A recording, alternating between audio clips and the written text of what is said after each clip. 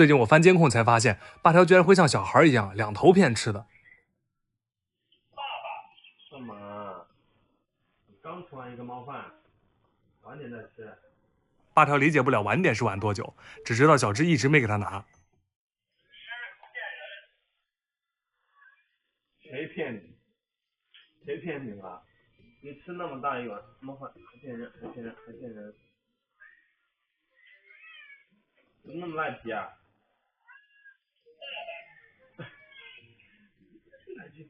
小智实在扛不住八条撒娇，只能又给他拿了根猫条。过了差不多半小时，八条又来找我骗了一遍吃的。干啥呀？啊？又要吃罐罐啊？好的。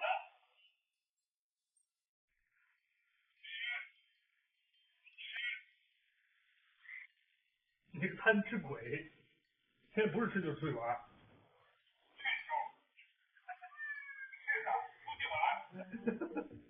你脸皮怎么那么厚啊？明知道八条是两头骗，但又舍不得不给他吃。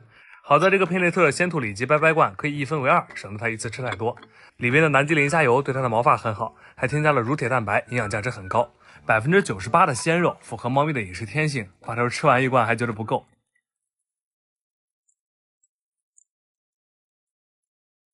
再开一罐吧。你不能吃了，谁家小猫咪跟你似的天天这样吃啊？看我不给它吃，跑回来舔盘子来了。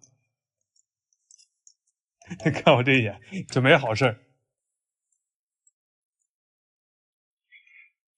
你天天就不带让我闲着了是吧？啊，臭猫！厚脸孙子现在没事就隔着栅栏跟院里的猫玩。厚脸孙子啊，因为天天给它喂吃的，现在它已经忘记跟我的嘎蛋之仇了。今天天气挺好的，可以带八条出去溜达一下。开门。现在院子里的猫多了，活动空间确实不太够，等换了大院子就好了。这个臭猫，每次带它出来，它第一件事就是找个地儿打滚。那边的厚脸孙子也凑过来了，他应该是想跟八条玩，所以一直在旁边看着。臭八条呢，明明早就注意到他了，他也假装没看见，一直走到特别近的位置，然后突然冲过去吓唬厚脸孙子。哎，八条，你看给他吓的耳朵都吓没了。不怕不怕啊，等下回去我给你拿好吃的哈。臭猫，你回家，你搞东西，让你出来玩就搁这吓唬别人，以后不让你出来玩了。你啊也没用，这臭猫！哎，你再给我拿潜力撒气，我揍你了啊！赶紧进屋去！天天的，快给你惯坏了是吧？你就搁这老实待着啊！对，就坐这儿，好好面壁思过啊！这厚脸孙子动作还挺快的。厚脸孙子，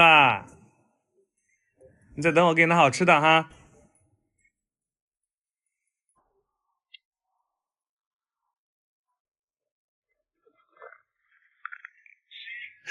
你吃个屁！我这给厚脸孙子拿的。你现在脸皮咋也这么厚呢啊！臭猫！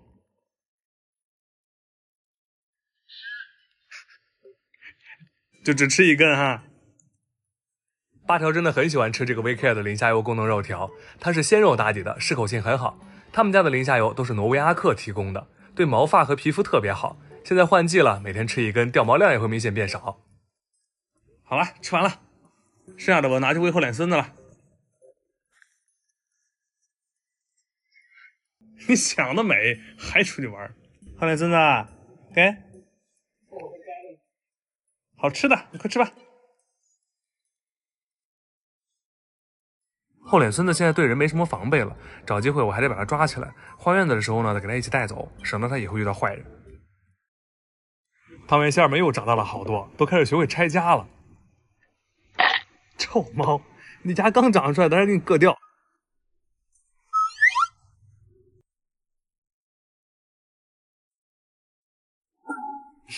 神经兮兮。小猫这个时候最好玩了，啥都好奇。看见汤圆用饮水机喝水，他们就一个个的也都过来学着喝，够不着还知道站起来。我在楼下看小猫看了很久，八条看我一直不上去，就过来找我来了。汤圆还以为他要对小猫干啥，冲过去就给了他一个大逼头。然后八条上楼就开始骂骂咧咧的。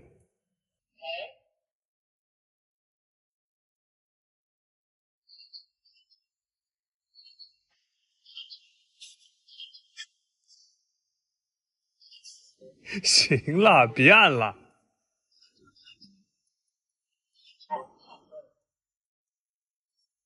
哎呀，别按了，我给你拿好吃的哄哄你，好不好？好的。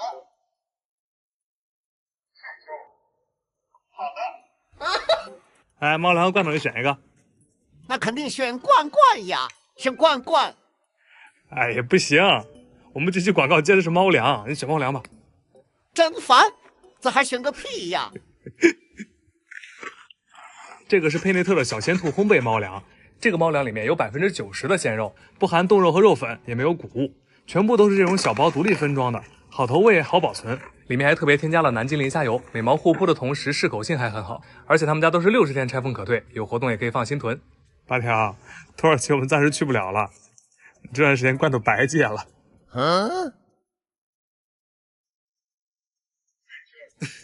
又不是我不想去的，我们等过段时间再看能不能去嘛。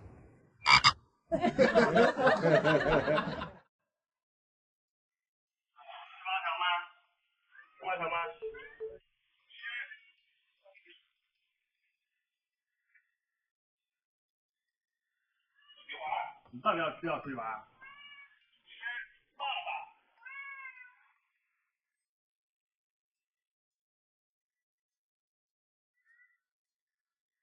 掉了。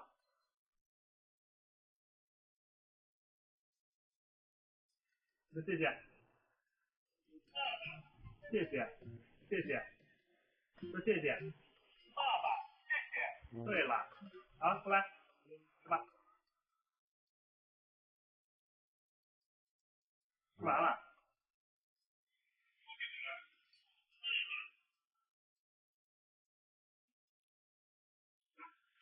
今天天气还挺好的，出来还能顺便晒晒太阳。这个臭八条走个路懒懒散散的，他现在肯定是在找哪个地儿能打滚。你看看看，我就说吧，臭猫，一出来就打滚，脏死了你！快起来，快点！标记了一处地点。哎呀，你真是个脏猫啊你啊！都绝育这么久了，还出来到处标记，回头给你再嘎一遍，臭猫！有点乖不是老喜欢聊骚八条吗？最开始呢，我以为他是单纯的手欠，慢慢的我就发现他每一个动作都是有目的的。臭流氓！我带他们一起出来玩的时候呢，有点乖也是老跑过来扒拉八条。他的目的很简单，就是想引八条过去追他。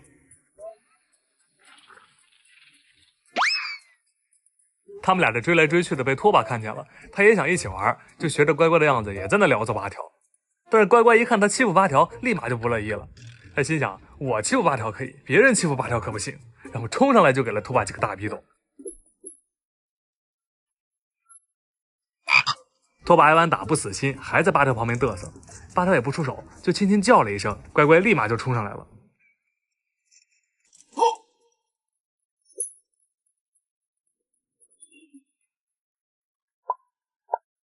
你俩干嘛呀？真是万万没想到，在两只猫身上看到了偶像剧的戏码。哎呀，你在干啥呀？恶心！今天我跟小智去把那只小田园犬接回来了，小胖和拖把都看不了家，以后也只能指望他了。刚到院子门口，拖把就飞了一样跑出来接我。你飞出来的？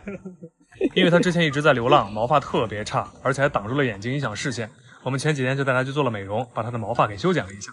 小田园到了新环境一点也不害怕，他们三个就跟以前认识一样，反应都特别正常。他长得是真的有点独特，尤其是那个爪子跟猪蹄儿简直一模一样，所以我们就决定给他取名叫猪蹄儿，以后你就叫猪蹄儿哈，知道了吗？因为要看家嘛，服从性必须得高，所以我就打算让八条先带带他，教他点技能。八条，以后你多跟他一起玩哈，多教教他，听见没有？谢谢，出去玩，出去玩。好的。啥呀？我是让你带他玩，教教他，不是要带你出去玩。来，八条，给你吃完好吃的，你教他好不好？好的。这个是八条和新时代联名的冻干小奶枣。冻干最怕手头变质了，这个独立分装的设计就很好保存。它外面是羊奶粉，中间裹着肉，松软的口感，适口性特别好。里面添加了法国进口的乳铁蛋白，配方营养是符合国际3标的。而且呢，它是主食级别的，当零食奖励、拌猫粮或者直接当主食都没问题。吃完以后，我就当着猪蹄儿的面带八条练习握手，他在旁边看得很认真，而且明显有学的意思。握手。然后我就用奖励的方式开始训练他。猪蹄儿坐，来握手。好嘞，另一只手握手。对了，来再来一遍握手。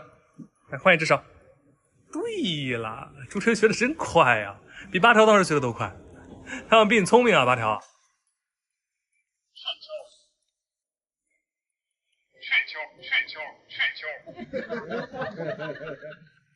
之前不是跟大家说咱们新的猫咪学院会把2个院子打通吗？现在已经开始动工了，给大家提前看一下咱们未来猫咪学院的样子。这个是设计图，两边的院子打通以后呢，院子的面积大概是1000平左右，这样的空间就足够毛孩子们活动了。院子的泳池被去掉了，但是中间呢，我们留了一个很大的锦鲤池。安全问题呢，我们也考虑过了，水池的一圈都是10几厘米的浅水区，就算有猫咪掉进去，也能很轻松的爬出来。带大家去看看外面进度啥样了。走，出去。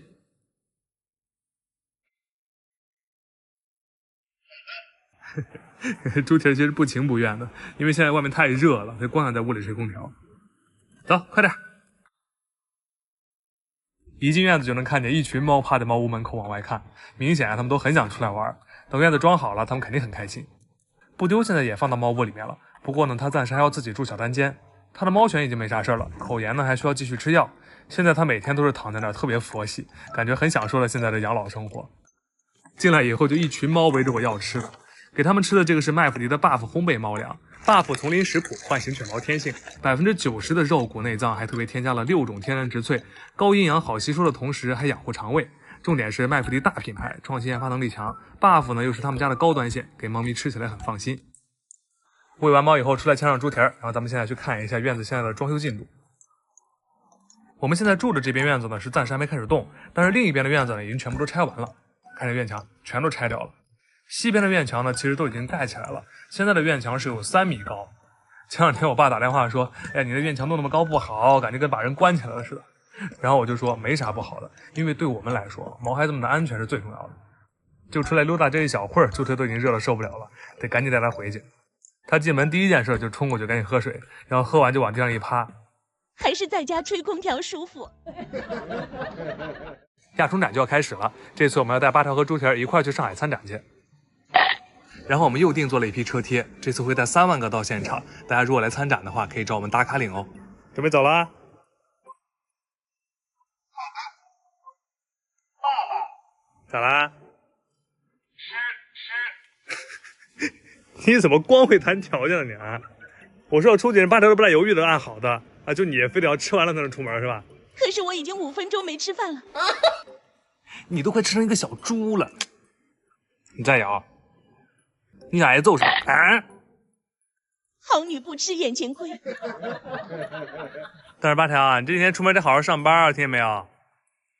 八条，别装听不见。好的，好的。啥？咋了？你是没救了你，脑子里只有吃，那边多的是吃的，都给你们吃个够。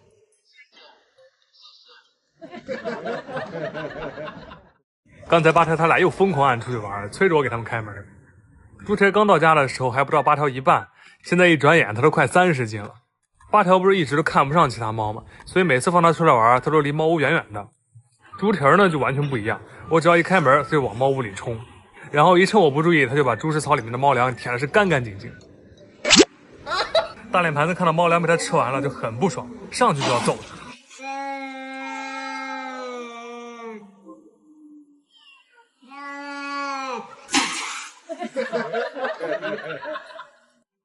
刚把猪蹄儿弄出去，就看着有点乖，又开始找事儿了。他就是个新进的刺儿头，逮谁聊骚谁。这边短短刚认输，他转头又过去欺负后脸孙子。在干嘛？哎呦，还挺辣！大壮是咱们小院第一只猫，他是真正的老大，但是他面对有点乖这种神经兮兮的猫，也是无可奈何。干什么瞪着眼睛看着我？山鸡哪能配凤凰呢？你神经病吧？但是作为老大，这面子还是要找回来的，所以谁路过谁就倒霉了。你有病啊！打我干嘛？打了他就不许打我了哟。然后我还发现啊，这猫群里面老大的地位就是不一样。大壮老是能把其他猫叫过去跟他一块睡觉。那个大壮一只眼睛睡觉，一只眼睛放哨，生怕汤老五跑了。给老五吓的。没事，老五，我在这呢，你走吧。好嘞。那个臭大壮，你那个表情明显很不爽。这边刚把汤老五弄走，一转眼他又把有点短整过去陪他。啊！大壮，你手往哪儿放呢？本来我还以为短短是受害者，后来才发现他是主动送上门的。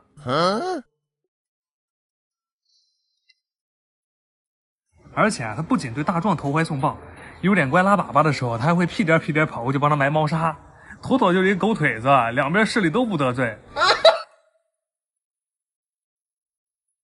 团团，你怎么那么狗腿啊？咱们小院的猫已经不知不觉都快30只了，之前给他们做的猪食槽是明显不够用了，所以呢，我又买了根2米多的竹子，打算给他们重新做一个更大的。因为竹子比较长嘛，所以要先用锯子把2头超出的部分给锯掉。这里要提醒一下哈，没有操作经验的小伙伴不要模仿哦，小心受伤哈。原来的猪食槽也是竹子做的，但中间这个竹节啊，因为时间长了全都碎了，而且清洗起来很不方便，所以这次我就打算给他们改良一下，直接把竹节全部都去掉。先用大铲刀去掉大块的部分，再慢慢用小铲刀修平整，最后呢再用砂纸打磨一下。每一个竹节都要这么操作一遍，其实还挺费时间的。竹节都清理干净以后，就可以做碳化处理了。碳化以后防腐防虫，能用的时间更久。之前那个猪食槽就是处理好了，所以用了1年多也没有任何问题。不过竹子它是圆的，放在地上就会来回摇晃。之前那个猪食槽我是在两边固定了木块，但那样不美观，而且太矮了，猫咪吃饭也不方便。所以我思考了一下，决定用另外的半边竹子做2个支腿儿。先用锯子锯出2个一模一样的半竹筒，在竹筒的中间位置找2个点做好记号，然后再用锯子沿着这做好的记号在竹筒上开个槽。因为锯子太大了，最后还得用铲刀把这个槽修出来。做好以后的2个支腿也得做碳化。全部都弄完以后，我把食槽放上去试了一下，刚刚好。猫屋里这些小家伙都眼巴巴的在这看着，估计都迫不及待要开饭了。支腿没问题，还得用钉枪把它固定好，最后用水清洗干净再晾干就可以用了。只要我一开猫屋的门，猪蹄就特别激动，直接往里冲。不过他这次刚进去就挨了大脸盘子一个大逼斗。上次猫屋里的猫粮不是都让猪蹄儿给吃了吗？看来这大脸盘子还挺记仇的。我没有。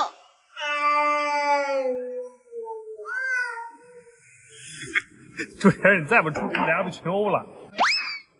猪蹄儿还是很精的，一开门他就赶紧跑了。虽然看起来简单啊，这个猪食槽我也是做了5、6个小时，所以院里这些猫都饿坏了，就赶紧给他们开饭了。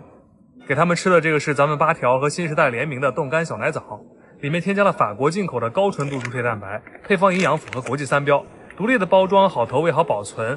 这小奶枣掰开就能看到，外面是奶，里面裹着肉，特别香，而且它是主食级别的，适口性很好。新的猪食槽有2米长，差不多就刚好够用了。其他的猫都吃完了，就大嗓门子自己还在这慢慢吃。等他吃完了，大脸盘子又跑过来，在同一个位置继续吃。咱们院儿现在最胖的就是他俩了，看来胖是真的有原因的。而且我发现胖猫就爱跟胖猫玩，浅浅躺在地上扒拉大嗓门子，他是无动于衷，径直就朝大脸盘子走过去了。然后这俩胖子就这样面对面趴着，跟开会似的。你俩干啥呢？交流长胖心得是吧？我们才不胖呢，只是脸圆。就是。这几天咱们小院的泳池还有鱼池都已经在动工拆除了，拆完以后呢，这院子就跟废墟一样，特别脏。所以呢，我妈就把小胖先接回原来的院子了，等我们这边装修好了再把他接回来。之前就老有人问，为啥在院子里我还非要把小胖拴起来？因为小胖他把谁都当好人，跟着别人他就跑了。我们已经出去认领它好几遍了。找到它的时候呢，它还赖在外面不走，一堆人围在我们旁边看笑话，真太丢脸了。最后还多亏是拖把跑过来，叼着牵引绳硬给它拽回去的。当时收养拖把的时候，我们还在说它连个家都不会看，看来这关键时候还是有点用的。不过现在拖把和抹布也一样是拴起来了，因为他俩一到饭点就跑到镇上去要饭。就因为他们仨，我跟小智都快在镇上出名了。吵着回咱们小院有半个月了，这2天呢，他又开始不好好吃饭了。我怕他是因为看见其他猫在外面，就他被关着，所以不开心，就把他放出来了，想让他适应适应。一出来呢，就忙着到处磨爪子，看来在里面真的是憋坏了。超超，心情好点没有啊？开心啦。吵吵是有单独加餐的，但其他猫都还饿着肚子呢，再不喂啊，他们都该不乐意了。给他们吃的这个是麦麸迪的 Buff 烘焙猫粮。麦麸迪尊重犬毛天性 ，Buff 丛林食谱科学配比热骨内脏和天然植萃，一口吃下去的是整只猎物的营养。天然草本组方能让猫猫的状态更稳定，给它们吃起来也很放心。吃饱了以后，这群臭猫就都排着队在门口盯着院子看，看得出来他们都很想出去。我们现在也是一直在加快进度，等院子装修好了，就能让他们都去院子里玩了。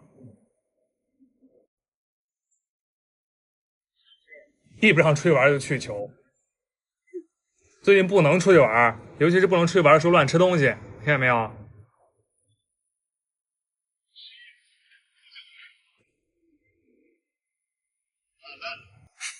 我是说不能出去玩，然后不能出去玩的时候吃东西，不是让你吃东西出去玩。臭猫！今天我是一睁眼就看到了广州那边投毒的新闻，然后还看到网友分享的图片标注，真的心一下就揪起来了。最近真的有非常多的猫猫和狗狗被毒死，其中被毒死的甚至还有治疗犬，有一些都根本没有误食，单纯就是闻了闻就中毒了。所以大家最近尽量先别带狗狗出门了，如果要出去的话，一定要戴好口套，然后把绳子给收到最短。自从上次小熊孵宝的事情之后啊，我跟小智其实一直都没什么安全感。光是我们换院子以后，在装修期间就出现过好几次有人把猫扔在我们这儿的情况。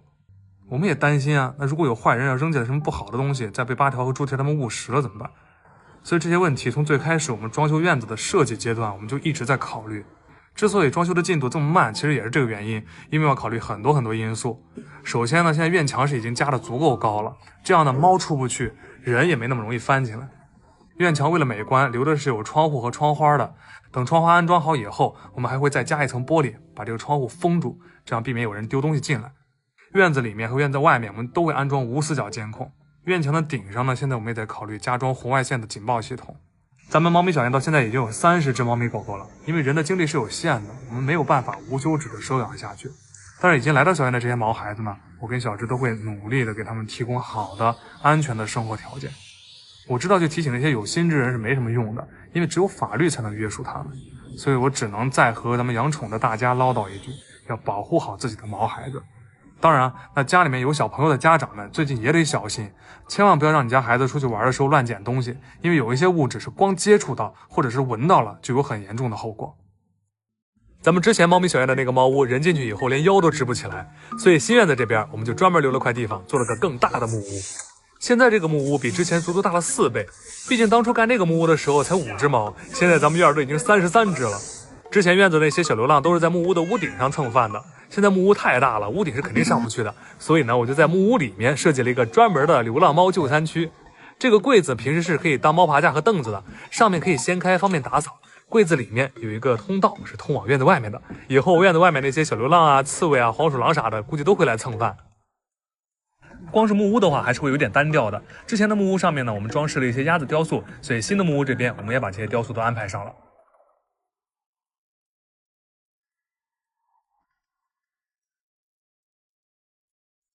这鸭子还没粘完呢，我们就突然听见8条的叫声，往后院一看，发现它居然跑到院子的围墙上去了。最近过年院子不是停工了嘛，然后这个旋转楼梯的玻璃围挡还没安上，它就顺着这个楼梯跳到院墙上去了。院墙上面是很滑的，所以上去以后呢，它就开始害怕了，就在那嗷嗷叫。它一直呜呜的害怕，吓着了。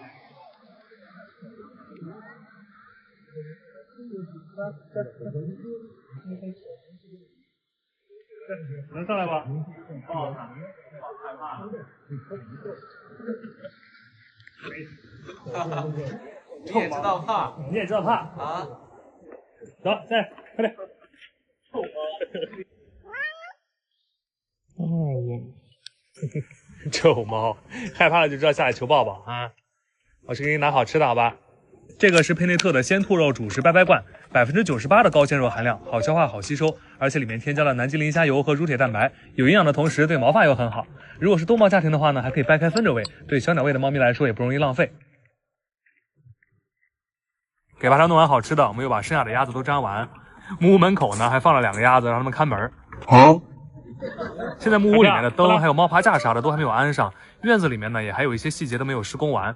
等到全部都弄好了，就可以让那些胆子大的猫猫都搬到木屋里面，然后它们也可以在院子里玩了。这2天天气开始回温了，咱们院里飞来了一堆麻雀，叽叽喳喳的叫个不停，然后它们还一直往那个屋檐下面钻。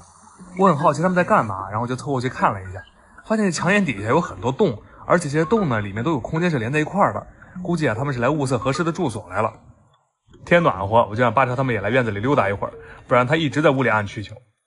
咱们小院春节期间不是停工了吗？过完15，工人们也都陆陆续续赶回来了。我呢这段时间也没闲着，一直在网上看各种庭院的装饰，然后就买了3只羊回来。前2条视频里面给大家拍了咱们院里新盖的猫屋，猫屋前面的草坪呢有点空，所以呢我们就打算把这几只羊放过去装饰一下。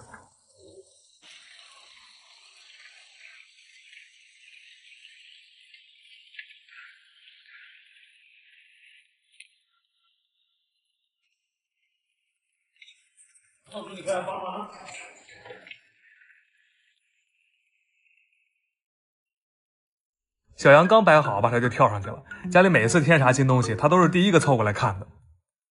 阿条，过来。阿条，过来。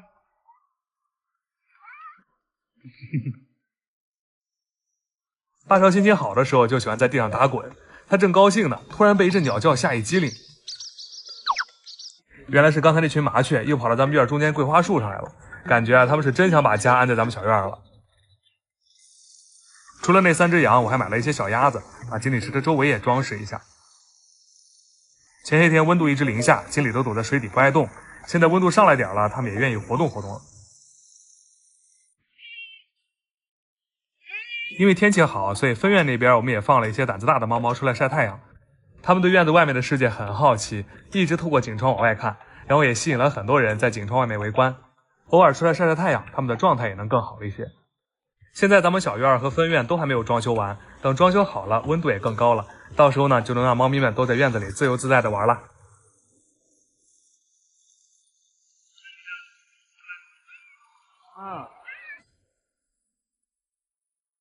这2天是假期，咱们分院这边围满了人，都在这看猫。今天呢，要给咱们救下来的这几百只小流浪做驱虫，然后我们还从这些猫猫里面挑选了一批作为分院的正式员工。正式员工呢，也都会给他们安排上定位器。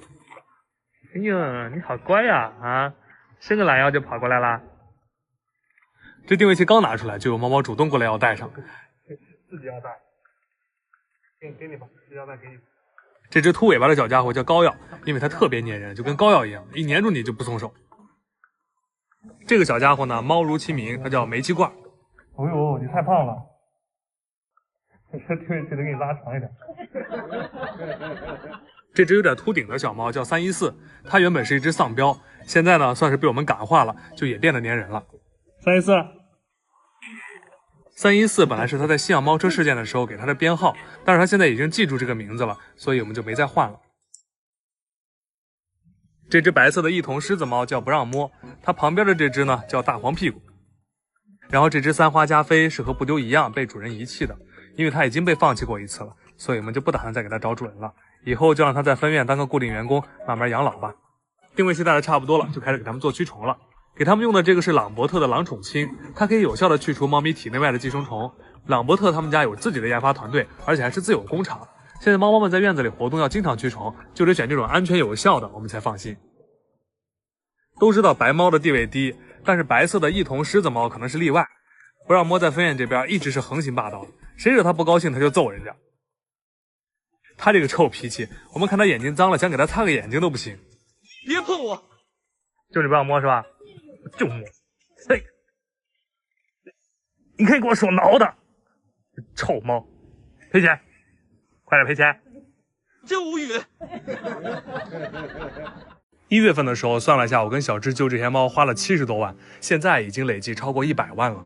接手猫车之前，咱们猫咪小院算是我跟小智一共才8个人，现在都已经29个了。天气越来越好，猫猫们的状态慢慢稳定下来，我们也终于能腾出手来盘点之前新养的物资了。因为东西种类特别多，也特别杂，猫咪小院全员出动，花了10天的时间，才终于把所有东西都盘点清楚，并做成了表格。到目前为止，各个品牌的猫粮累计剩余26371.625公斤，各个品牌的猫砂累计剩余42308.97公斤，剩下的还有一些罐头、猫条、药品、笼子、垫子、猫砂盆之类的，也全部都盘点清楚了。这些物品都只会用于分娩的这几百只猫咪。除了物资部分，猫咪们最近的情况也跟大家做个汇总。接手新养猫车的猫咪之后，我们累计帮助177只猫咪找到了新家。目前分娩这边剩余的猫咪是258只。接手猫车的最初，大多数猫咪都是因为传染病之类的健康问题而死亡，但随着治疗，猫咪们的身体健康问题好转以后，又陆续出现了大量的心理疾病。这些猫咪带去医院检查，没有任何问题，但它就是不吃不喝，一点一点把自己耗死。中间甚至还出现了猫吃猫的现象，明明食物很充足，有些猫咪却还是要猎食同类。好在带头的几只猫咪被关起来以后，这个情况就再也没有发生过了。一下子接手几百只猫，要考虑的是群防群治，这和我们之前单纯的养宠物有非常大的区别。尽管我和小智养猫的经验还算得上丰富，但一下面对这样的场面，我们也只能慢慢的一点一点去摸索。这个过程真的非常痛苦，因为我们要持续的去面对猫咪的死亡。但好在现在一切都已经好起来了，看到它们在院子里晒太阳、玩耍、放松的样子，我们就知道这么多的付出都是值得的。搞笑死了。